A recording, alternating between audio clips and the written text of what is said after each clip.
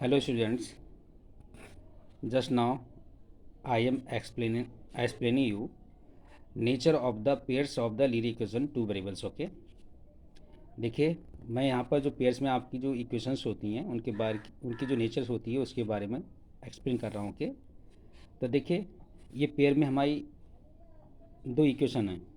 हालांकि जबकि आपको मालूम है standard form of the linear equation two variables कौन सी होती है.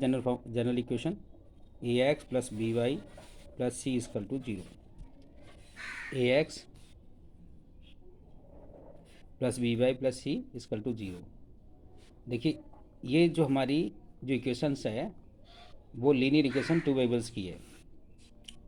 अब इसकी नेचर बता रहा हूँ. अगर इसका हम ग्राफिकली रिप्रेजेंटेशन करते हैं तो हमेशा एक सीधी लाइन आती है, स्ट्रेट लाइन. Okay, clear. अब ये हमारी देखिए यहाँ पर general equation of the linear equation in two variables, ठीक है, in given in a pair. यहाँ पर लीनियर इक्वेशन टू वेरिएबल्स जो भी हैं हमारी दो इक्वेशन दी हैं पेयर में जोड़े में. ओके, पहली हमारी ये है, दूसरी हमारी ये है.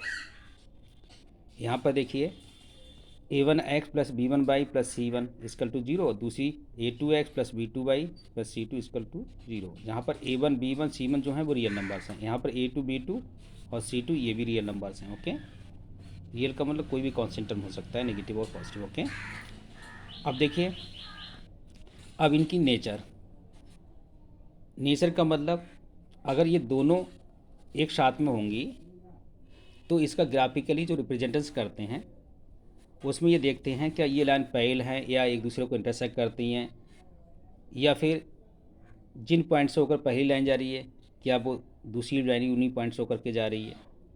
ठीक है, इसके बारे में थोड़ा जानना चाह रहे हैं. ठीक है, तो सबसे पहले देखिए इसमें the two lines will intersect at a one point. अगर कोई भी दो लाइन एक दूसरे को वन पॉइंट पर इंटरसेक्ट करती हैं means they having a unique solution, मतलब उनका एक वन सोल्यूशन देती है. जैसे ये है एग्जाम्पल आपका, एक लाइन हमारी ये है, सपोज मैं इस लाइन को L1 दे दूं और ये L2. ठीक है ना, तो सपोज मान लेता हूँ ये L1 है ये L2 है.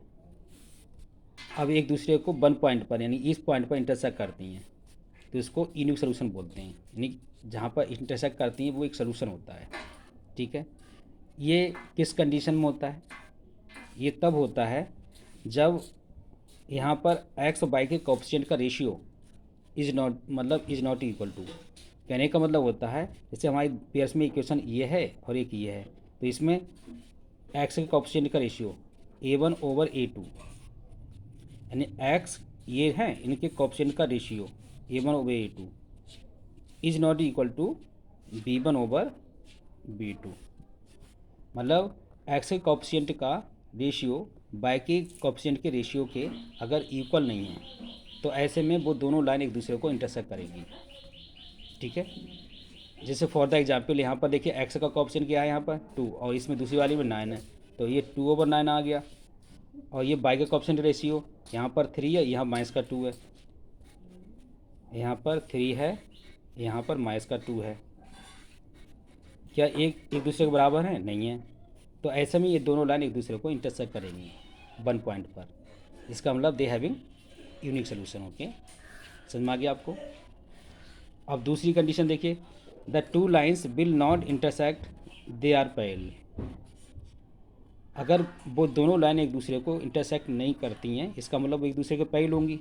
अब ये पैरेलल कब होंगी, इसी कंडीशन कब है, इसमें देखिए अगर इसमें एक्स के कोएफिशिएंट का रेशियो वाई के कोएफिशिएंट का रेशियो तो बराबर है, लेकिन कांस्टेंट टर्म्स का रेशियो ये इनके दोनों की इक्वल नहीं है. सपोज मान लीजिएगा जैसे कि हमने x plus y plus 1 is equal to 0 ले लिया पहली इक्वेशन, और दूसरी ले ली 2x 2y plus 3 is equal to 0. तो यहाँ पर देखिए यहाँ पर कोई नहीं है, 1 है, तो 1 ओवर 2 आ गया. वाई का ऑप्शन का रेशियो 1 ओवर 2 आ गया. देखो एक्स और वाई का ऑप्शन का रेशियो तो सेम है, बट कांस्टेंट टर्म का रेशियो 1/3 ये इक्वल नहीं है, तो ऐसे में ये दोनों लाइन एक दूसरे के पैरेलल होंगी। इट मीन जब पैरेलल होंगी दे हैविंग नो सोल्यूशन, उनका कोई सोल्यूशन नहीं होगा। भाई सोल्यूशन तभी होगा जब एक दूसरे को इंटरसेक्ट करेंगी।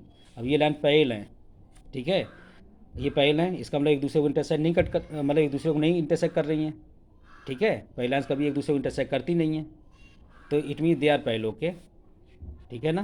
तो ये किस कंडीशन में पैरेलल होंगी?